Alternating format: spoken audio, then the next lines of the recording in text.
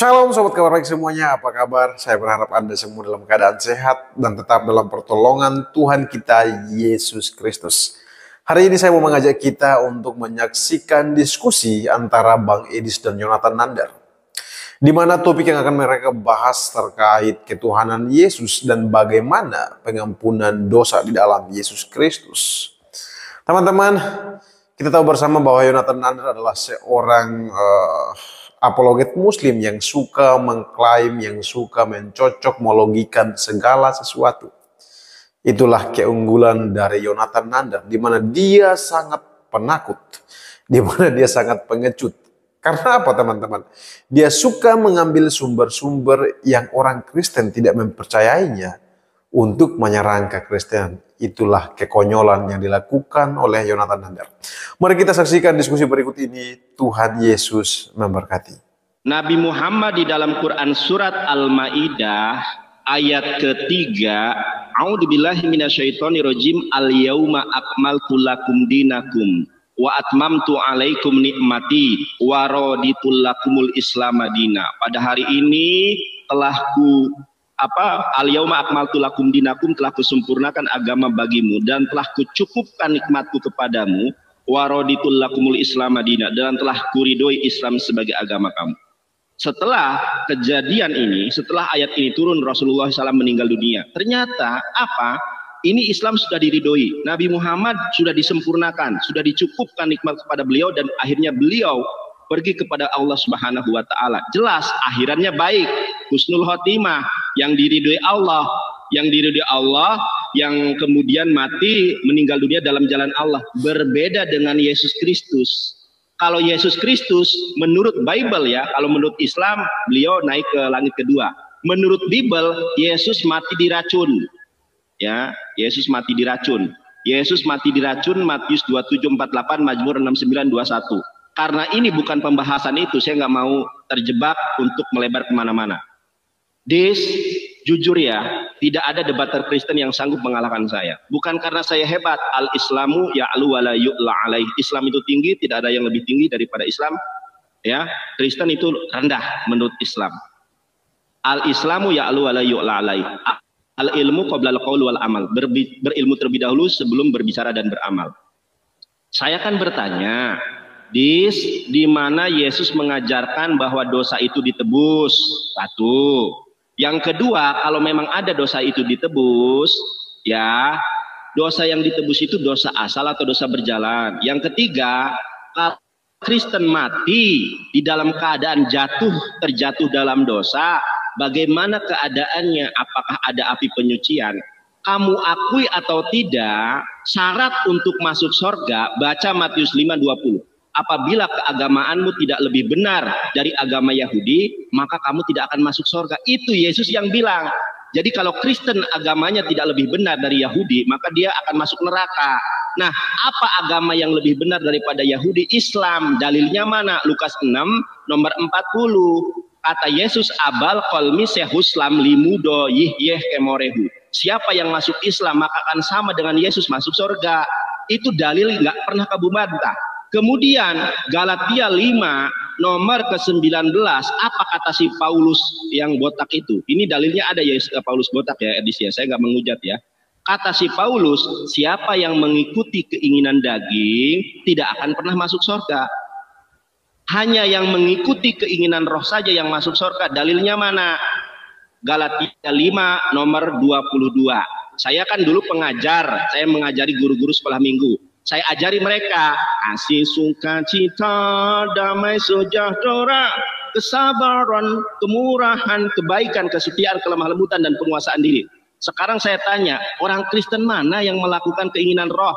Semuanya.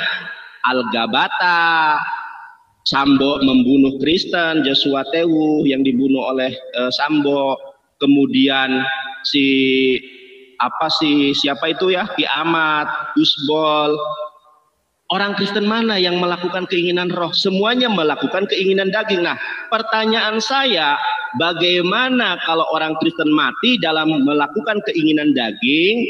Apakah ada api penyucian? Kalau tidak ada, berarti Matius 5 nomor 20 berlaku, akan masuk neraka. berarti di neraka selama-lamanya. Makanya tidak ada jaminan keselamatan dalam Kristen. Edis, kamu cari debater Kristen yang paling hebat di muka bumi, debat live house open camp dengan saya, tidak ada yang sanggup mengalahkan saya. Pasti jawabannya muter-muter. Ditanya apa, jawab kemana. Ditanya Matius, jawabnya si kisah para rasul. Kisah para rasul itu buatan si Lukas dan si Paulus. Kamu lebih percaya Yesus atau lebih percaya Paulus? Kenapa tepuk tangan, tepuk jidat lo? Kalau nggak sanggup menjawab, bilang aja. Ditanya apa, jawabannya kemana. Dis, kamu tuh disaksikan oleh seluruh dunia, Lis, debat dengan saya. Jangan sampai kamu gara-gara kalah debat, banyak yang mualaf. Kamu kalau membodohi orang muslim awam bisa, membodohi evangelis Yonatan Nandar tidak akan sanggup.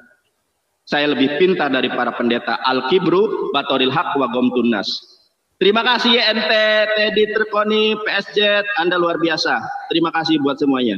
PSJ, Teddy Trikoni, kita menang debat, menang juga PK. Terima kasih ya. Barakallahu fikum. Terima kasih. Terima kasih. Ya, waktu lagi. Waktunya Nandar. Iya, Adik kalah debat. Nandar, mana ada, kau jangan GR Nandar. Sungguh luar biasa, dia berhalusinasi teman-teman. Kalah debat, kalah PK. Kasihan deh lo. Jawab pertanyaan saya ya. Silakan kasih waktu. Iya, oke saya diam. Baik. Ya inilah yang saya bilang ya, temanya apa, dibahas apa. Ingat ya teman-teman yang baru datang, saya kasih tahu dulu tadi. Tadi ini saya bersiaran, tema saya itu tentang ayat persusuan yang hilang dimakan rayap. Nah, melihat tulisan di layar itu, Nandar kejang, teman-teman, kejang. Lalu dia meminta untuk membahas konsep keselamatan, kepastian keselamatan di dalam Islam dan Kristen. Lalu saya bilang, Nandar, kamu akui dulu kalau kamu takut membahas ini, ayat persusuan yang hilang ini.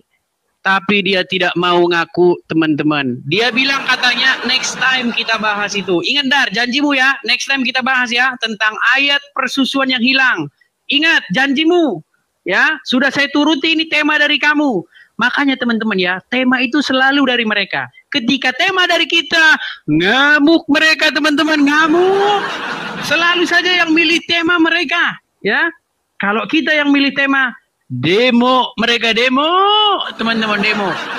Oke, saya jawab pertanyaanmu. Tadi kamu menyimpang, saya kalau kamu menyimpang saya ikutin. Kamu memfitnah bahwa Paulus kamu bilang botak. Saya tunjukkan ayat, kamu suruh minta ayatnya, kamu tunjukkan gambar.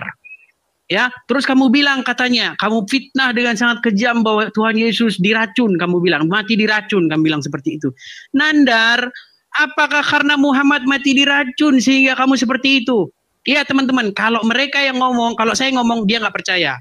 Biarkanlah Ustadz yang ngomong. Apakah benar bahwa Muhammad mati diracun? Dengarkan. Sakit Rasulullah SAW semakin parah, lalu kemudian kata Nabi kepada Aisyah. Apa kata dia?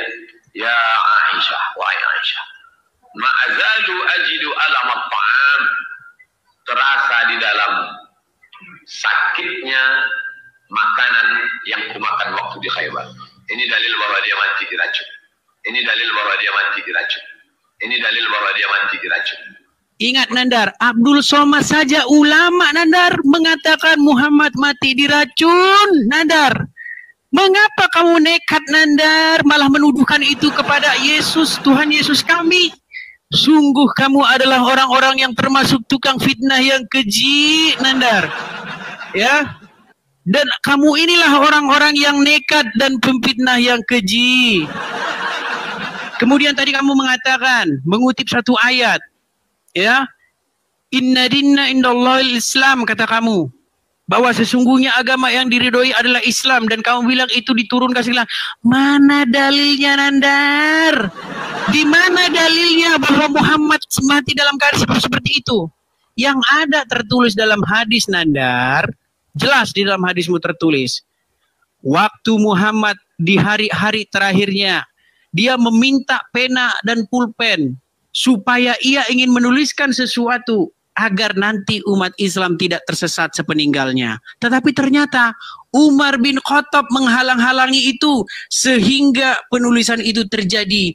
keributan terjadi di hadapan Muhammad yang sedang sakit parah. Lalu Muhammad mengusir mereka, pergi semua kalian daripadaku. Oh, lupa saya.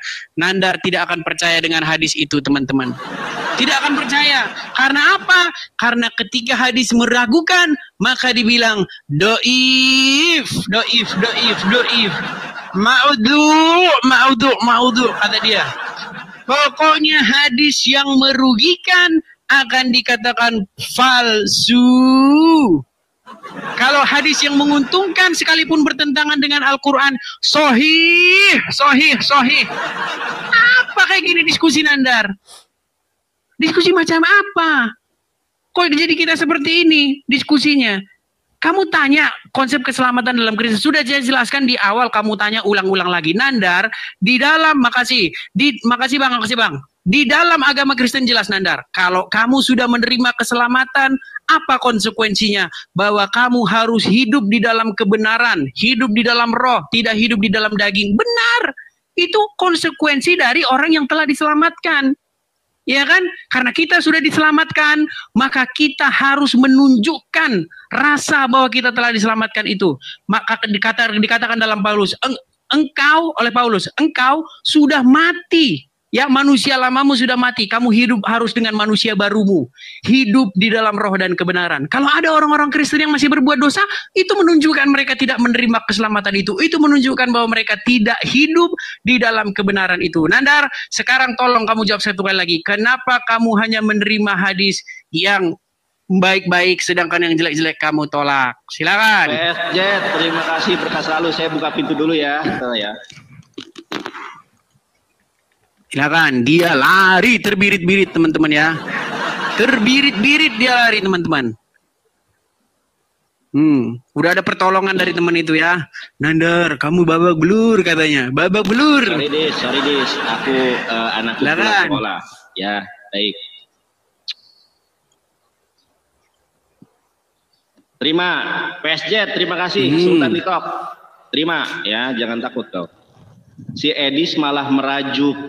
Nandar, saya angkat tema ini, kenapa kamu tema jaminan keselamatan? Jaminan keselamatan ini adalah konsep fundamental yang ada dalam Kristen. Orang Kristen, quick, oh yes. Ya, ternyata aku berzina karena sudah ditebus dosanya. Makanya saya ingin memberikan fakta dan kebenaran bahwa Yesus tidak pernah menjamin keselamatan orang Kristen. Justru Yesus menjamin neraka bagi orang Kristen. Ya, Matius 5 nomor 20, Markus 9 nomor 49, siapa yang mengikuti keinginan daging masuk neraka. Yohanes Pembaptis sudah menubuatkan, orang yang datang setelahku bukan membaptis dengan air, tapi dengan api. Orang Kristen, Markus 9:49 akan digarami dengan api. Kamu malah merajuk, Nandar, temanya ini kan tema dua arah. Lu bertanya tentang Islam, saya bertanya tentang Kristen. Ternyata semua pertanyaanmu saya jawab, tetapi tidak ada satupun pertanyaan yang lu jawab, lari kemana-mana. Saya berbicara tentang Yesus mati diracun, ada ayatnya. Edis, ya kamu melebar kemana-mana nih. Edis, ini kan Mazmur nih. Bahkan mereka memberi aku makan racun, dan pada waktu aku haus mereka memberi aku minum anggur asam. Siapa yang diracun? Siapa yang diberi minum anggur asam? Yesus. Tuh. Yohanes 19:28-30. Baca sendiri, Yesus mati kena diracun. Sudah saya bilang, tidak ada pendebat Kristen yang sanggup mengalahkan saya. Ya, takabur lil mutakabir sodakoh. Saya tidak pernah mengutip Quran surat Al-Imran, inna dina indallahil Islam. Ini direkam loh, ada rekamannya, ya, rekamannya ada. Saya mengutip Quran surat Al-Maidah ayat ketiga, al-yauma akmaltu lakum dinakum wa atmamtu alaikum nikmati wa raditu lakumul Islam madina. Kamu jadi pendengar yang baik saja tidak. Kenapa? Karena kamu menahan malu. Lihat topimu itu, telinga ditutupi, mata ditutupi. Benar kata Allah. Ya, apa? Khatamallahu ala qulubihim, sudah tertutup pintu hatinya. Wa ala sam'ihim, pendengarannya sudah ditutup. Wa ala absorihim, penglihatannya sudah tertutup. Walahum adzabun azim. Kakak Lumni berkas lalu. Edis lu kalau sama muslim awam sok jago. Nih debater muslim yang tak terkalahkan. Ya, tidak ada orang Kristen yang sanggup mengalahkan saya debat tentang jaminan keselamatan. Debat offline, saya pendebat, saya pengacara. Insya Allah nanti teman-teman doakan. Nanti pengacara terkenal seperti Hotman Paris, punya mobil Mercy, punya mobil Lamborghini. Kristen gak ada yang sanggup mengalahkan saya. Nih Des, orang Kristen itu dijamin masuk neraka. Ya, kamu bertanya tentang si Paulus botak, di mana dalilnya? Ini nubuatan tentang si Paulus. Apabila rambut kepala seorang laki-laki meluruh, waduh, makasih berkas lalu ya Allah. Dan ia hanya menjadi botak, ia tahir. Tuh, si Paulus orang Yahudi. Ini dalil si Paulus botak. Nih, Imamat 13:41 si Paulus botak juga ada. Tuh, ia tahir. Kamu ngerti nggak arti tahir itu apa? Si Paulus botak ada dalilnya di dalam Bible. Saya ini ahlul kitab, ngerti baca Ibrani bisa, baca Yunani bisa, baca Aramaik bisa, baca Arab bisa. Pendeta bara biri boro dijamah, ditangkap, dilawat. Cuma itu untuk mencari perpuluhan. Oke, saya ulangi pertanyaan saya. Di mana Yesus mengajarkan tentang penebusan dosa di dalam keempat gospel? Kalau ada, dosa apa yang ditebus? Dosa asal atau dosa berjalan? Pertanyaan ketiga, kalau orang Kristen mati, terjatuh dalam dosa, wik-wik misalnya nih. Misalnya Edis lagi di Medan, wik-wik sama Miyabi. Wik-wik, keluar tuh. Miyabi Kristen, si Edis Kristen, mati tuh dalam keadaan terjatuh dalam dosa. Apakah kamu itu masuk surga? Kalau kamu masuk neraka menurut Matius 5 nomor 20 karena tidak melakukan agama yang benar, apakah ada api penyucian di dalam Kristen? Kalau tidak ada, sebutkan dalilnya. Itu saja. Jangan termenung kok.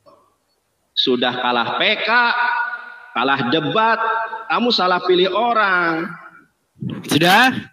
Masih berani datang besok? Sudah belum? Aduh, terima kasih teman-teman. Wah ya Allah, para sultan ini berkas. Ya, jadi kita tahu sebenarnya teman-teman ya. Saya layani ya. Silakan Nandar, kasih waktunya dulu. Menyerang dia kalau bukan saya. Kasih waktunya dulu Nandar. Jangan nangis, Dis. Lihat. 377, 5.000. Beda jauh. Kalah PK, kalah debat. Ya, silakan kasih waktunya Nandar, kasih waktunya. Ya, silakan. Ya, teman-teman ya, biarlah teman-teman ya, biarpun motivasi Nandar ini debat-debat seperti ini, walaupun dia memamerkan kebotolannya demi mendapat koin, tidak masalah teman-teman ya. Karena harga dirinya Nandar hanyalah sebatas koin, teman-teman. Biarlah dia menjadi badut, biarlah dia menjadi mainan, yang penting banyak muslim yang kasih gift kepada dia, itulah Nandar, teman-teman ya. Kita jangan seperti itu teman-teman ya. Walaupun kita tidak dikasih gift, tidak dikasih apa, tidak masalah. Yang penting kita tunjukkan kebenaran, teman-teman ya. Nah, Nandar tadi sudah berkali-kali saya jelaskan Nandar ya, bahwa di dalam ajaran Kristen itu Nandar, orang yang telah menerima Yesus itu dibaptis artinya apa? Manusia lamanya sudah mati. Kemudian dia dibangkitkan, keluar dari air itu tanda perlambang bahwa dia dibangkitkan, hidup di dalam roh dan kebenaran. Jadi tidak masuk akal pertanyaanmu. Orang sudah menerima Yesus tetapi kamu bilang melakukan kejahatan, itu namanya tidak menerima Yesus Nandar ya. Sekarang perkataan Yesus seperti ini ya. Yesus mengatakan seperti ini. Orang yang percaya kepadaku, ia melakukan apa yang ku katakan kepadanya. Jadi bagaimana mungkin kamu bilang percaya kepada Yesus, tapi seperti kamu bilang wi apa? Itu apa pertanyaanmu macam apa? Ya. Nah, sekarang kita kembali ke pertanyaanmu nih. Kamu orangnya lari kemana-mana tadi. Tadi kamu bilang masalah, jadi lupa saya kan. Tadi kamu bilang masalah apa tadi tuh? Jadi nggak saya catat nih. Kalau nggak saya catat jadi lupa semua saya tadi dia ngomong apa. Masalah tentang Muhammad yang kamu bilang berkata di dalam hadis bahwa itu saya bini pasti masuk surga di mana? Kok bertentangan dengan Al-Quran itu sendiri Nandar? Di Al-Quran kan jelas dikatakan bahwa aku tidak tahu apa yang akan diperbuat terhadapku dan terhadapmu. Coba Nandar kamu jawab dulu itu. Apakah ayat ini bohong? Coba Nandar. Jelas gak di situ dikatakan, katakanlah Muhammad, aku tidak tahu apa yang akan diperbuat terhadapku dan juga terhadapmu. Coba ini fokus ke sini, ini konsep keselamatan. Konsep keselamatan di dalam agamanya Nandar adalah Muhammad tidak tahu apa yang akan diperbuat terhadap Muhammad dan juga terhadap Nandar. Itu konsep keselamatan dalam agamamu. Sedangkan konsep keselamatan dalam agama Kristen jelas, akulah jalan dan kebenaran dan hidup.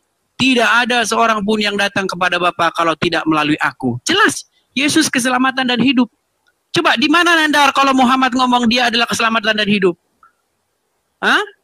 Fokus ke sini Nandar, nggak usah lari kemana-mana. Dan lagi, kamu gara-gara lalu ini, saya ingat tadi. Tadi dia ngomong tentang konsep penebusan dosa. Nandar, nih, saya tunjukkan sama kamu Nandar ya. Kamu itu Nandar wajib berbuat dosa ya. Wajib kamu berbuat dosa. Supaya apa? Supaya nanti orang Yahudi dan Nasrani tidak menjadi pengangguran. Pengangguran karena apa? Karena mereka lah yang akan memikul dosa-dosamu yang sebesar gunung. Nah, lihat tuh. Nih, biar kelihatan. Ya. Bahwa menurut nih Sahih Muslim berapa tuh? 4971. Bahwa nanti di hari kiamat ya Nandar ya, orang-orang Islam akan membawa dosanya yang sebesar gunung. Nih Nandar nih, ya. Dosa-dosa Muslim yang sebesar gunung. Perhatikan Nandar. Akan ditanggungkan kepada orang-orang Yahudi dan Nasrani Nandar. Sekarang Nandar, udah berapa tinggi dosamu?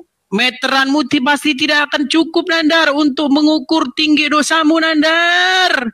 Ya, yang kamu lihat hanya koin saja dalam diskusi ini Nandar, hanya koin.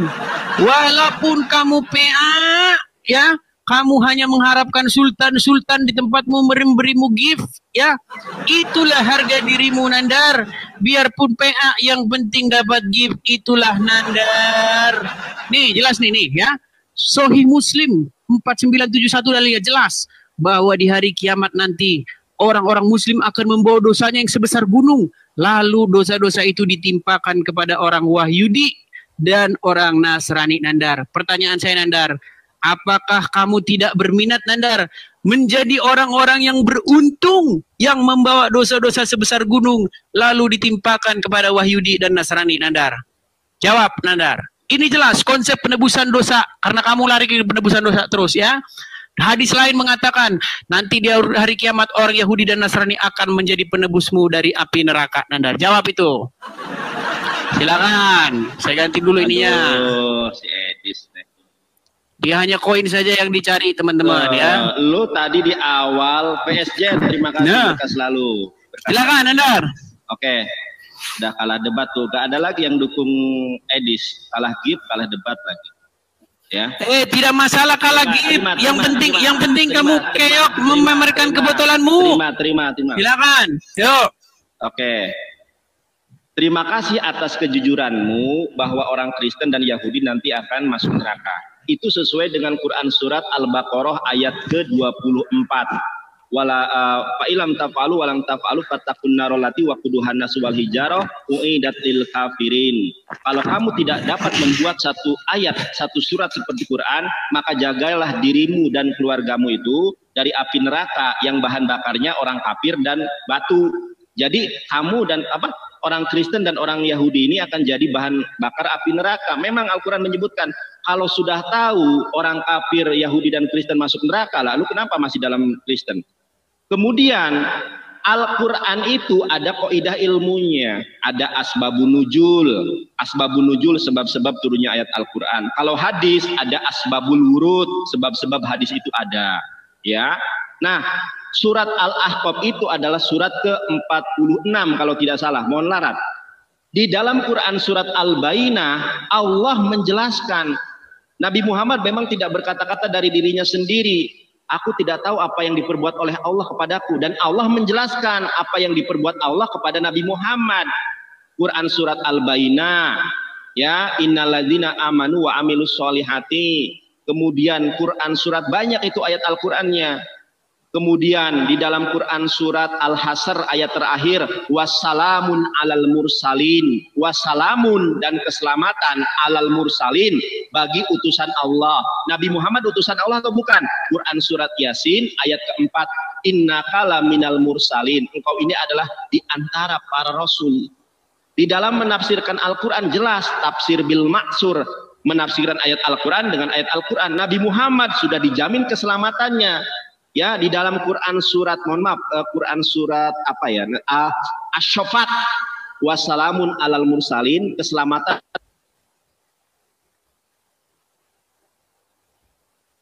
atau apa yang jelas. Dia waktu ngomong tadi dia terputus sendiri ya teman-teman ya. Dia minggat teman-teman ya. Minggat dia teman-teman. Karena apa? Kita tidak tahu teman-teman ya. Oh, saya tadi udah ngomong sebenarnya, ternyata saya tahu, baru saya di mute ya teman-teman ya. Padahal saya tadi baru saja mau menanggapi tanggapan tantangan dia yang membuat Al-Quran itu ya. Ayat semisal Al-Quran ya, tapi sayanglah ya. Orang-orang seperti Nandar ini, nanti ketika ada orang yang membuat seperti itu langsung dikatakan penistaan. Padahal kemarin teman-teman sudah tahu tentang Coca-Cola Fanta Sprite Limun ya. Itu sudah jelas itu. Banyak yang mengira itu ayat Quran, Nandar. Kok kamu bilang tantangan membuat Al-Quran? Itu sudah ada nada deringnya. Dan banyak orang yang menyangka itu Al-Quran. Aduh, Nandar. Sungguh luar biasa kamu berdusta, Nandar. Ya, sudah diskusi lari, kamu hanya mengharapkan gift, ya. Biarpun terlihat PA, yang penting banyak kasih. Kok yang bilang kabur? Dia yang kabur. Kok bisa bilang saya yang kabur? Aneh kamu, sungguh kamu nekat jika mengatakan hal yang demikian itu. Dia yang kabur, kok saya yang kabur? Ada-ada aja kamu. Luar biasa ya, sudah dia yang kabur, saya yang difitnah kabur, padahal dia yang kabur. Sungguh luar biasa. Kamu itu orang-orang yang merugi, teman-teman. Oke, teman-teman ya, sebenarnya saya ceritakan asal muasalnya kenapa saya bisa diskusi dengan Nandar secara eksidental seperti itu, teman-teman ya. Jadi teman-teman, tadi itu saya itu sedang membahas ayat ini. Apakah ayat menyusui orang dewasa hilang dari Al-Quran? Nah, kemudian waktu saya perang host ya, muncul si Nandar Endang Sunandar yang namanya pengen jadi Wahyudi tapi nggak kesampaian.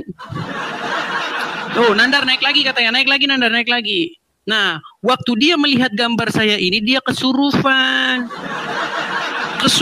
dia kejang-kejang melihat layar saya ini. Lalu dia minta temanya jangan itu, temanya tentang apakah ada konsep kepastian keselamatan dalam Islam dan Kristen. Terus saya bilang sama dia, Nandar, udah berapa kali tema itu dibahas, nanti debat kusir. Tapi dia ngeyel, pengen terus dibahas itu. Oke, saya turuti. Tapi kamu harus buat pengakuan dulu bahwa kamu tidak berani membahas tentang ayat menyusui yang hilang dari Quran. Dia tidak mau mengakui itu, katanya next time, tapi kabur. Belum sempat kita bikin janji kapan ayat ini dibahas, kabur, teman-teman ya. Sungguh nekat yang luar biasa, teman-teman, nekat, sungguh nekat ya. Berapa kali tadi dalam narasi itu teman-teman dia melakukan fitnah dan penghujatan. Dikatakan Paulus botak lah, dikatakan Yesus mati diracun katanya. Sungguh luar biasa fitnah mereka itu ya teman-teman ya. Terus dia bilang dikutip dari Mazmur, mereka memberiku racun dan lain sebagainya. Nandar, kalau kamu diberi uang suap, apakah artinya kamu pasti menerima uang suap itu atau ada kemungkinan kamu menolaknya? Nah, inilah yang saya bilang. Ya, membaca sesuatu kebalik. Kan jelas di dalam narasi Bible itu, setelah Yesus mengecapnya, ia tidak meminumnya, ia menolaknya. Jelas loh ayat itu. Ya, mereka memang memberi Yesus anggur asam, tetapi ketika Yesus mengecapnya, ia menolaknya. Nah, sama seperti dalam narasi. Lalu Nandar diberi uang suap. Apakah uang suap itu diterima Nandar atau tidak? Kan belum tentu. Aneh si Nandar ini berpikirnya. Kamu kick katanya. Tidak ada saya kick dia. Sungguh luar biasa kamu fitnah ya. Nandar masih siaran nggak teman-teman di temannya dia?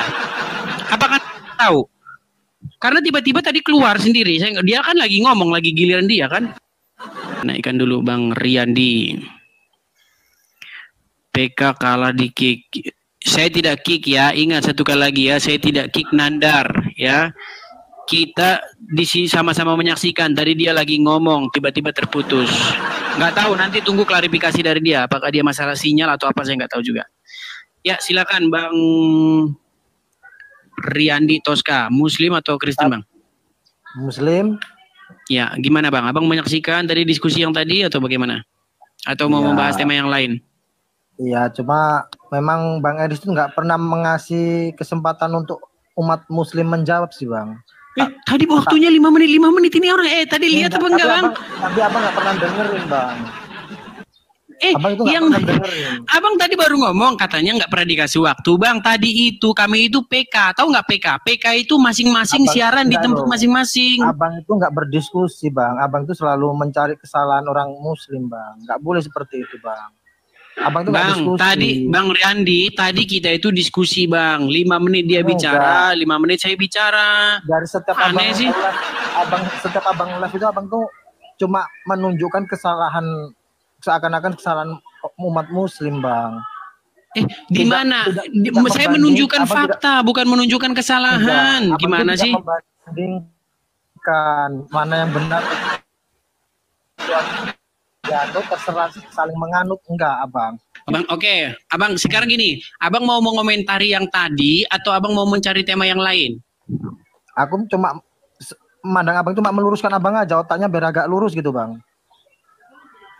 Jangan-jangan kamu tadi nggak nonton ini, tahu-tahu datang langsung ke jam. Nonton, Abang. Aku nonton, Abang. Oke, tadi ngomongnya ganti-gantian nggak? 5 menit sama 5 menit? Iya, cuma giliran apa itu Abang itu nggak dengerin. Nggak dengerin gimana? Saya apanya? Coba yang mana yang belum saya jawab? Coba katakan. Abang tuh merasa Yesus itu paling benar. Yesus itu nggak benar loh, Bang. Gimana? Abang tuh merasa Yesus yang paling benar. Yesus itu nggak benar. Yesus itu manusia loh, Bang. Coba sekarang gini, tunjuk gini. Kalau kau cuma modal congor, ku kirim kau ke laut. Tunjukkan dalilnya di dalam Al-Quran maupun di dalam Bible bahwa Yesus nggak benar. Di mana? Loh, jangan lo, ku tendang kau nanti dengar. Kau kalau nggak nunjukkan dalil, kau ku tendang. Tunjukkan ayat dalam Bible maupun dalam Quran yang mengatakan bahwa Yesus nggak benar. Tunjukkan. Ya udah lu tendang aja lu monyet. Bodat kau memang. Monyet, kau ngomong asal-asal ngomong saja. Itu monyet. Sekarang gini aja. Tentang Muhammad gimana? Berani nggak kamu? Berani nggak ngomongin tentang Muhammad? Tadi kau ku tantang, suruh nunjukkan di mana. Aku gelagapan. Berani. Oke. Tadi kan dengar. Tadi kan kamu bilang bahwa Yesus nggak benar. Kusuruh kau nunjuk ayat dalam Quran dan Bible, kau tidak sanggup. Sekarang membuktikan sebaliknya. Sekarang membuktikan sebaliknya. Nih, saya bacakan sama kamu. Nih. Amrah binti Abdurrahman dari Aisyah, istri Nabi SAW berkata, sungguh ayat-ayat rajam telah turun dan menyusui anak dewasa itu 10 kali. Hal itu terdapat di kertas di bawah tempat tidur di rumahku ketika Rasulullah SAW sakit dan kami disibukkan olehnya. Rayap masuk rumah kami dan memakan kertas itu. Sekarang saya tanya sama kamu, kemana perginya ayat-ayat menyusui orang dewasa hilang? Oh iya ya Bang ya. Salah inilah apa ini ya. Oke, kutunjukkan aja sebentar. Kutunjukkan ayatnya nih. Langsung betul, ini. Bang, betul, Bang. Kita nggak ngomong asal-asalan ya. Nih, saya tunjukkan ayat. Nih. Kamu tahu nggak tentang ayat apa Muhammad menyuruh orang menyusui orang dewasa? Tahu nggak? Oh, salah kali, sesat kali nih orang Islam ini ya. Tahu nggak kamu? Tahu. Betul Bang. Mana betul, ayatnya?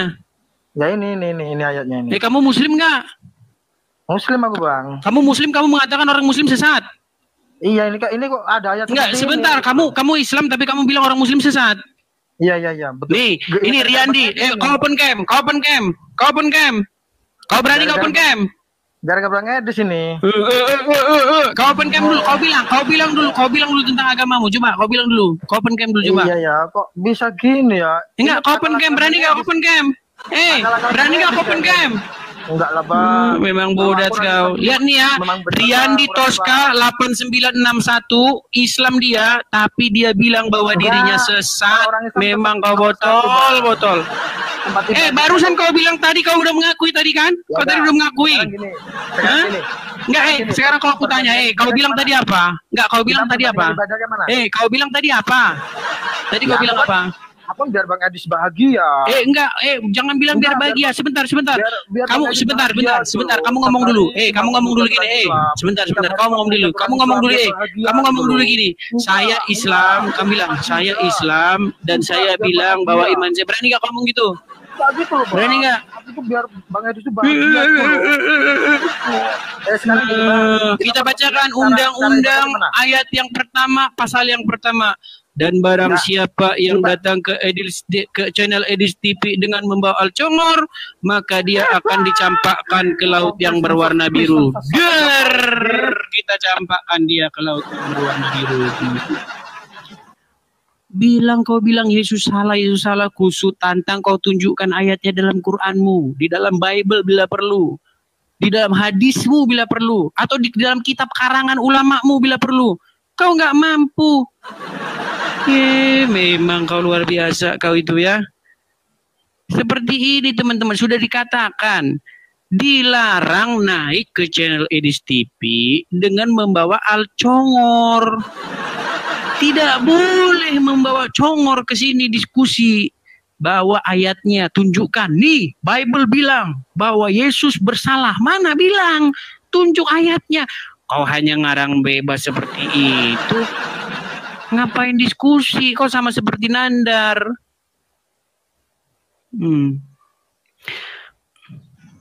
Dis nggak capek kok ngomong. Pangeran. Oke. Ya, demi menyadarkan orang-orang seperti kalian itu tidak masalah.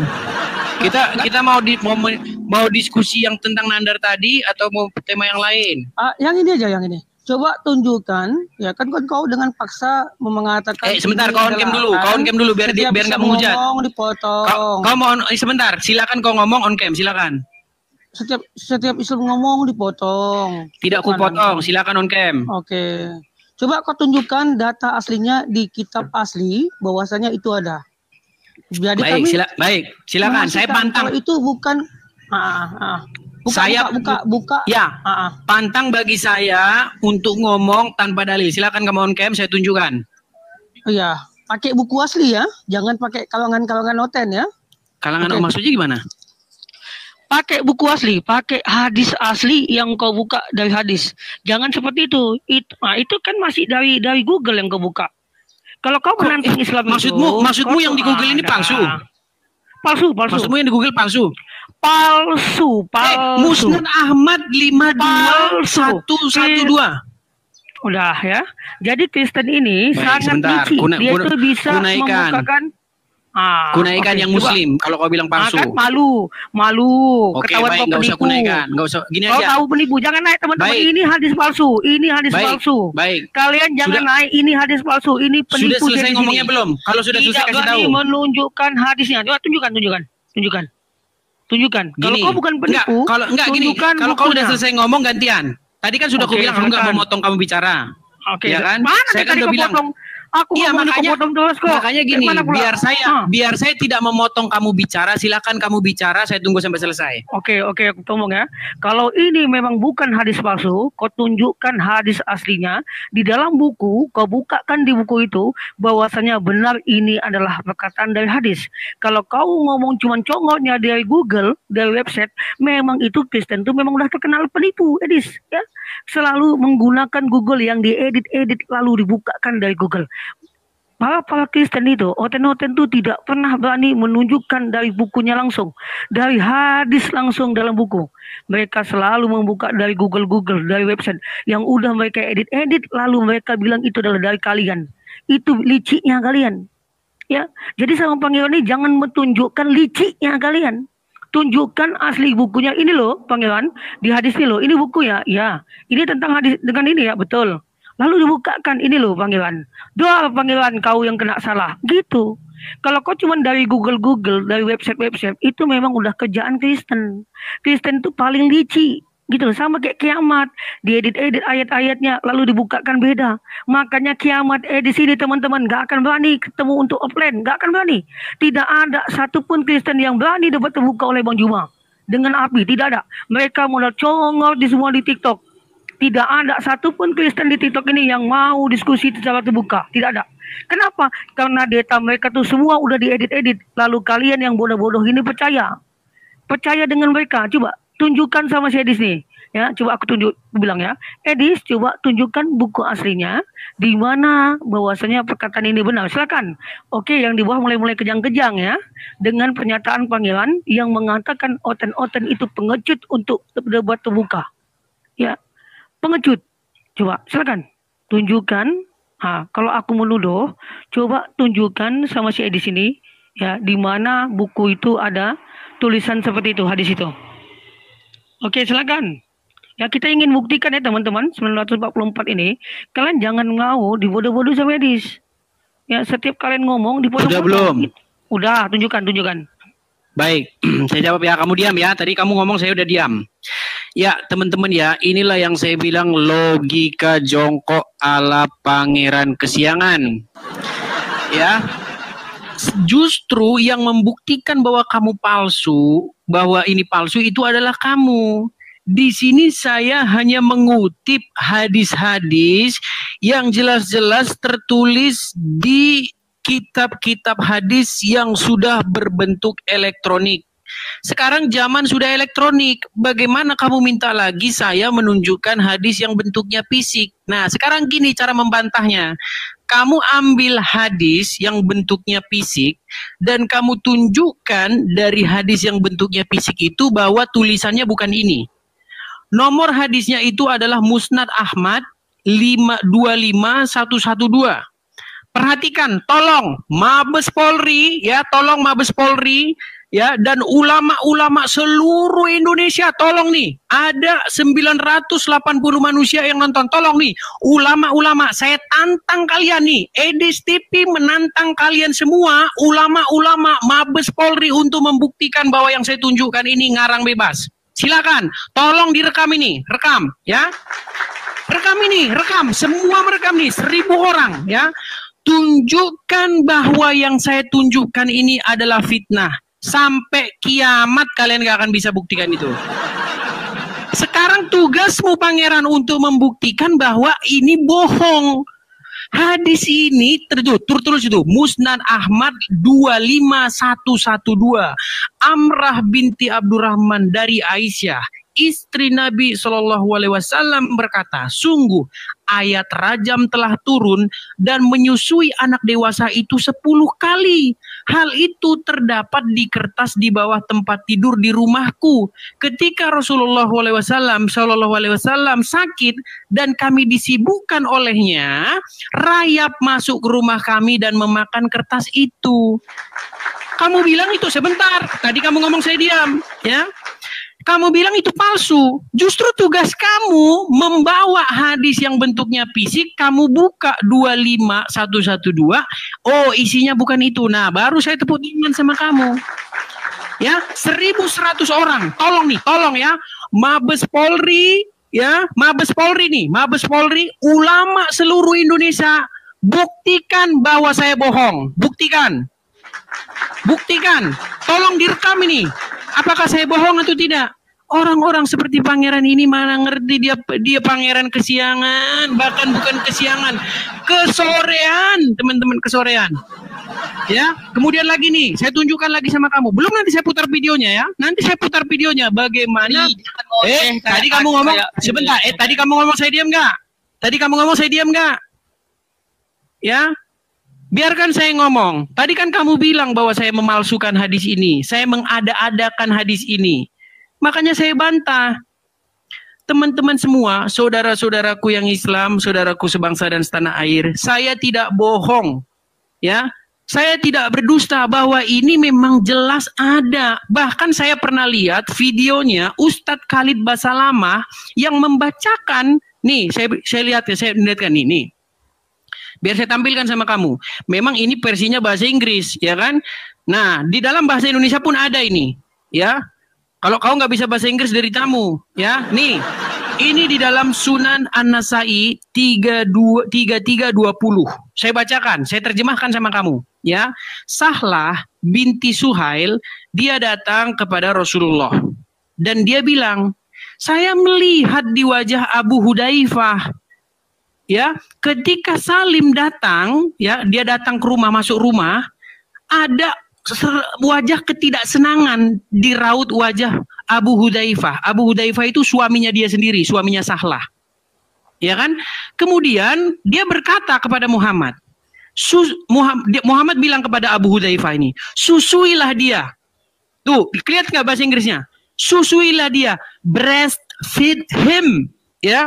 Breastfeed him artinya susuilah dia. Kemudian Sahlah itu bilang sama Muhammad, loh bagaimana mungkin saya susui dia? Dia sudah dewasa.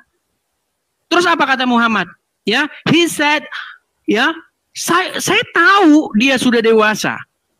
Nah, kemudian setelah itu sudah dilaksanakan perintah Muhammad itu, lalu Sahlah bilang kepada Muhammad, sungguh sekarang aku tidak melihat lagi muka yang aura tidak senang itu di wajah Abu Hudzaifah. Mau kamu bilang ini palsu? Mau kamu bilang ini saya mengada-ada? Udah. Enggak, sebentar. Ya. Sekarang baik, saya kasih kamu baik. Sedikit ini, penutup. Ya. Saya kasih kamu waktu untuk membantah ini. Kalau kamu lari dari sini, saya tendang kamu. Silakan. Ya, kau memang pengecut gitu loh. Silakan. Ya. Tadi permintaan saya tunjukkan, kan aku bilang Kristen itu paling licik di dunia. Dia suka mengedit-edit hadis. Ya. Makanya Kristen ini tidak ada satupun yang pernah membuka data dari bukunya atau hadis. Ya, teman-teman ya. Jadi Kristen ini paling licik sehingga dia tidak pernah saya di sini menunjukkan, oh ini loh bukunya. Ini yang namanya internet ini bisa diedit-edit ya teman-teman ya. Makanya saya di sini mulai congol aja, cuman membuka data dari Google, dari website inilah tulisan-tulisan dari Kristen. Maka di YouTube pun ada namanya Sunnah Rasul, itu adalah Kristen punya teman-teman ya. Jadi Kristen ini memang penjahat gitu loh. Selain di YouTube, mereka juga misionaris di rumah-rumah. Ya, mereka tidak pernah membawa data dari buku itu sendiri. Karena hadis ini teman-teman ya, hadis-hadis ini kan banyak yang doib gitu loh. Banyak sekali. Makanya mereka ini tidak pernah mengkaji tentang Al-Quran. Selalu kenapa Al-Quran itu sudah dihafal oleh umat Islam. Tetapi kalau hadis karena banyak tidak dapat dihafal, maka mereka selalu membawakan hadis yang udah mereka edit. Itu liciknya mereka. Ya, liciknya mereka itu berdebat itu selalu menggunakan hadis. Hadis yang udah mereka edit lalu dimasukkan ke website, lalu dibacakan sama umat Islam. Itu liciknya mereka. Tidak ada satupun Kristen yang mau membahas Al-Quran. Karena Al-Quran ini tidak dapat diedit-edit. Tidak dapat diubah-ubah karena Al-Quran itu bisa dihafal dan oleh banyak umat Islam. Jadi Kristen ini liciknya mereka itu selalu pakai Google, pakai website, tidak pernah menunjukkan bukunya. Ini loh bukunya. Ini loh doang gitu loh. Kami seperti itu inginnya. Kami umat Islam inginnya kau buka dari buku untuk membongkar hadis kami dari buku itu sendiri, dari hadis asli. Gitu loh. Jangan yang udah kau edit lalu kau masukkan ke website ini dari kalian. Jangan ulang-ulang terus, udah belum? Jahat kalian ini. Coba tunjukkan ya, sekali lagi saya tantang, tunjukkan kalau diskusi itu, tunjukkan hadis di dalam buku itu. Jangan ya, ulang-ulang. Supaya kami katakan itu. Ya, oke, silakan tunjukkan bukunya. Kasih. Gitu. Jangan kau tunjukkan lagi hadis ini. Jangan kau tunjukkan dari sudah ini. Bisa saya bicara? Aku tanya lagi nanti. Enggak, sudah bisa saya bicara? Ya. Sabar, tunggu. Silakan selesaikan. Oke. Ya, jadi kau harus tantangannya, kau harus ngomong itu melalui hadis asli dalam buku. Ya, jangan kau bilang ini dari Google, ada dari kalian, tidak percaya saja, tidak percaya, gitu loh. Tapi kalau kau buka dari hadis yang disampaikan dari buku, kami percaya. Ya, sekali lagi saya ucapkan, tunjukkan hadis di dalam buku. Silakan. Baik, terima kasih. Saya bicara, kamu diam ya. Logika berpikir itu yang benar begini, Pangeran. Saya sudah menunjukkan hadisnya di layar. Kamu ingin membuktikan bahwa hadis ini palsu. Nah, yang benar logikanya begini.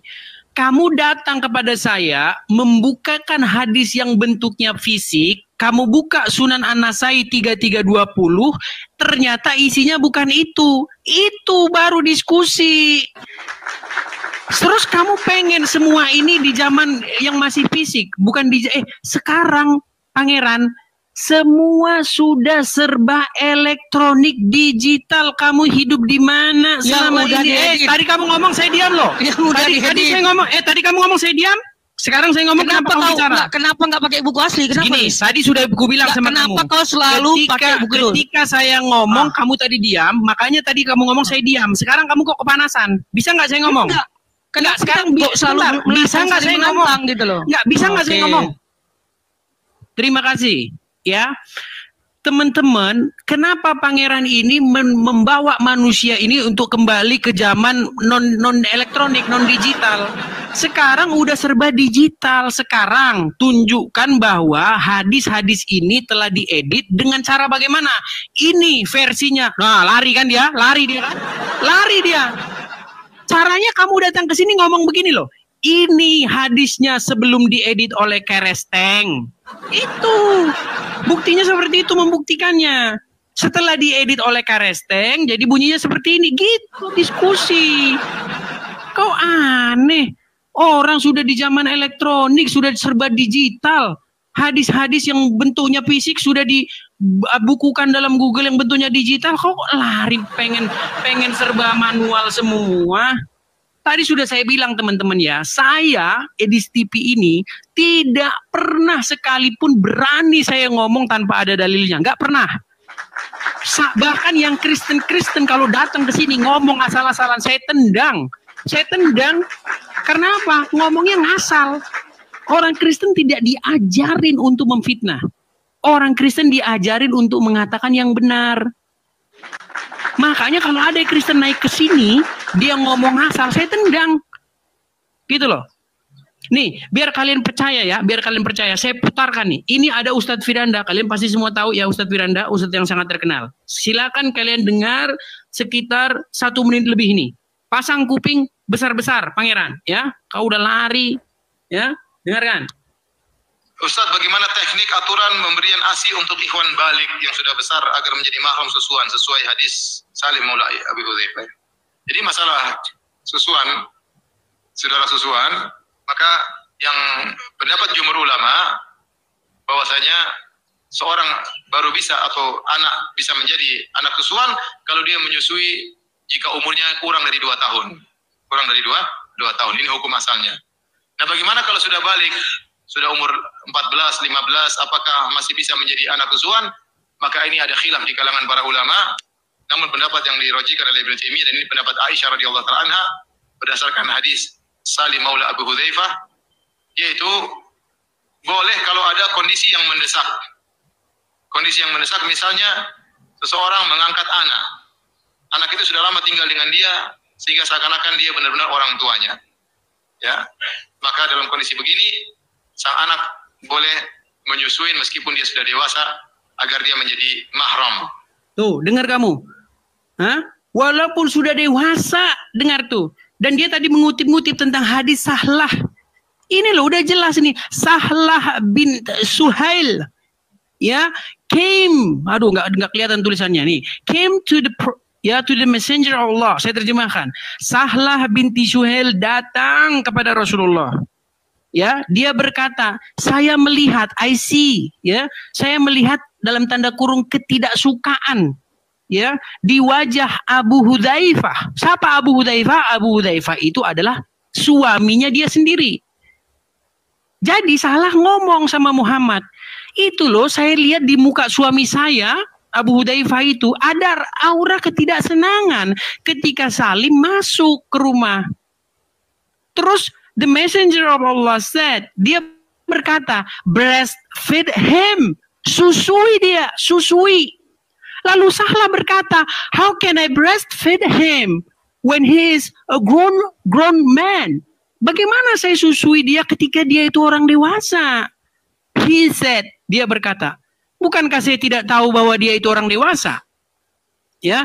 Dan she came after that, dan dia datang lagi setelah itu, ya, dan berkata, ya, nih, I have never seen anything dislike on the face of Abu Hudzaifah after that, ya. Saya tidak lagi melihat ketidaksukaan, ya, setelah dilakukan itu oleh Sahlah.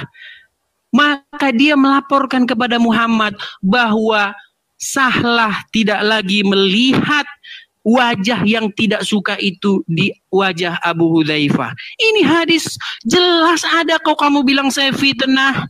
Sungguh luar biasa. Kamu sungguh luar biasa mengatakan saya ini fitnah. Kamu berani-beraninya mengatakan saya fitnah. Tolong semua ulama bilang, apakah hadis ini saya ada-adakan atau memang ada? Tolong datang ke sini yang ulama. Berani-beraninya Anda mengatakan saya fitnah. Luar biasa Anda, ya. Sungguh Anda luar biasa. Baik teman-teman semuanya, kita sudah menyaksikan diskusinya. Silahkan untuk teman-teman yang mau memberikan komentar. Ingat, saya selalu menghimbau kepada kita semua agar memberikan komentar dengan baik. Hindari saling menghujat satu sama yang lain, karena ini diskusi, di mana diskusi bertujuan agar kita saling belajar dan saling memahami satu sama yang lain. Tapi terkhususnya untuk diskusi kali ini, saya menyimpulkan bahwa Bang Edis menang telak dan Yonatan Nandar KO. Bahkan teman-temannya, polemik-polemik Muslim yang berhadapan dengan Bang Edis, semuanya KO. Mengapa demikian? Karena mereka tidak memiliki cukup data untuk menyerang kekristenan. Mereka tidak memiliki cukup nyali untuk berdebat secara benar. Yang mereka lakukan adalah mengambil data-data yang palsu, data-data yang tidak valid, data-data yang tidak diakui oleh orang Kristen untuk menyerang kekristenan. Sebenarnya itu salah alamat, teman-teman. Tapi karena kita menghargai para polemik-polemik Muslim, sehingga debater-debater Kristen bersedia untuk berdebat dengan mereka. Seharusnya tidak perlu. Sebab perbandingan antara debater Muslim dan debater Kristen itu seperti langit dan bumi. Sangat jauh berbeda kemampuan dalam berdiskusi, kemampuan dalam berdebat, semuanya jauh berbeda. Sehingga tidak selevel dalam berdebat, teman-teman. Nah, Yonatan Nandar punya kebiasaan itu, suka mengklaim dirinya paling pintar, paling benar, paling berani, paling menguasai materi. Tetapi faktanya adalah dia kosong. Botol dia itu sebenarnya. Nah, kita tetap bangga dengan apologet-apologet kita. Ada banyak sekali apologet-apologet Kristen yang perlu kita support, teman-temannya. Oleh karena itu, masuk di setiap channel-channel Kristen, berikan dukungan teman-teman supaya Injil semakin disebar luaskan melalui media-media sosial yang ada, sehingga banyak orang yang sampai saat ini disesatkan oleh manusia-manusia seperti Yonatan Nandar mendapatkan pemahaman-pemahaman yang benar, karena banyak Muslim memang disesatkan oleh oknum-oknum seperti Yonatan Nandar, di mana mereka memberitakan Kristen secara salah kepada sebagian besar orang Muslim. Mereka memberitakan Alkitab secara salah kepada sebagian orang-orang Muslim, sehingga pemahaman yang dangkal itu mereka dapatkan, dan mereka juga pada akhirnya salah paham terhadap kekristenan. Itulah yang terjadi.